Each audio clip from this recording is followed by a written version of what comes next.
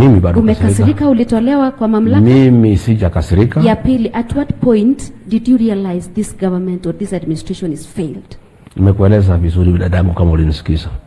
Mimi nilikosana na William Ruto kwa sababu ya kupinga kutoka ndani. Akashindwa kuvumilia mimi kupinga kutoka ndani, ndio akanifukuza. Siku nimeita press conference nikasema hii mauaji ya watoto nimekataa na ni mbaya.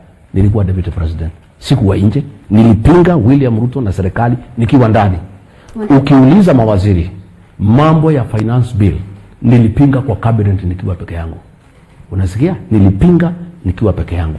Mambo ya kuua watoto wa Gen Z nilipinga kwa National Security Council nikiwa ndani.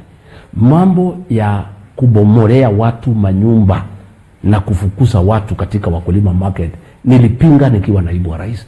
Mimi sijapinga kwa sababu niko nje, nilianza kupinga nikiwa ndani, na inatakikana namna hiyo. Katiba ya 2010 ilitaka deputy president achaguliwe ndio akuwe na sauti.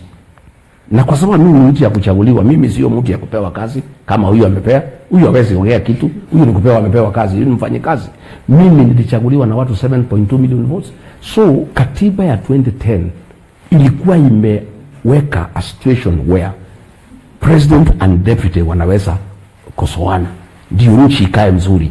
Kwa hivyo mimi sijapinga ati kwa sababu nimetoka nje. Mimi nilipinga nikiwa ndani, na ndio alinitoa kwa sababu hakutaka nipinge nikiwa ndani.